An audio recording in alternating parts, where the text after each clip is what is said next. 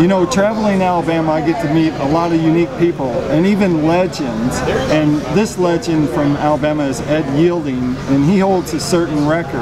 And Ed, tell us about the record that you hold. Okay.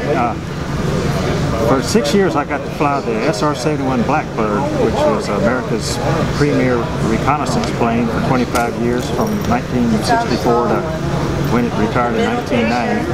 And when the Air Force decided to retire the airplane in 1990, the Smithsonian said they wanted a copy, or they wanted one for display at the Smithsonian. And they said, well, since you're taking off from California, how about setting a new transcontinental speed record when you bring the airplane, and that'll call the public's attention to what a great airplane it's been for our country for 25 years. So on March the 6th of 1990, we took off from California and flew out over the Pacific, air refueled, hit the afterburners, and got a 200-mile running start.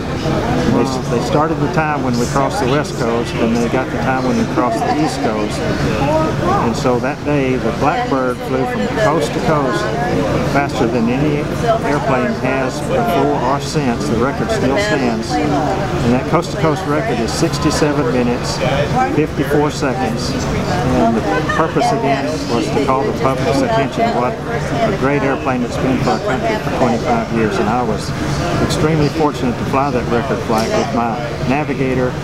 We call him a reconnaissance systems officer, J.T. Vita, who sat right behind me in the Blackbird. Yep, and so he's done that. He also has some stories in this book, right? So this is the book that you're in, and this is one that they can get, and it has something like the story of that, right? Right. Yeah, this book was put together by Rich Graham, who was an SR-71 pilot and later an SR-71 wing commander, and he asked air crews to send in short stories about their flights in the Blackbird. And so it's got about probably about 20 pilots who contributed short stories, and I've got 5 short stories in this book. The short story that's most interesting, I think, is on page 221. It tells the story of the transcontinental speed record flight, and I was extremely fortunate and blessed for that opportunity. Yep, and so we happen to have Sandy here, and the reason why Sandy's here is because she's with the Alabama Veterans Museum. And so Sandy, tell us a little bit how this came together, this event came together, and how close are we to the museum? Well, we're actually just right across the parking lot from the museum, and we're at the Limestone County Event Center. This all came about, I had a couple of my board members, one, his name is Mike Chrysilis, came to me and said, how about we do a Militraia show where we'll show, you know, local people come in.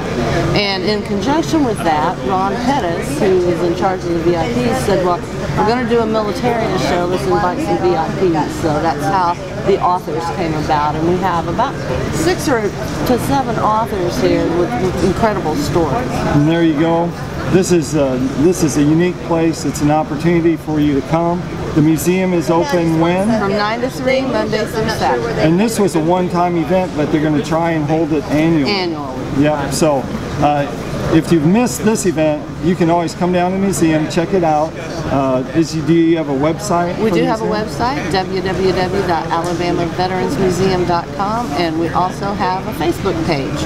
There you go, so check those out, check Ed out, and try and get one of these books, read the story, and find out just how fast he really went, and probably, you know, the experience of doing that was so cool. Thank you so much. Thank you.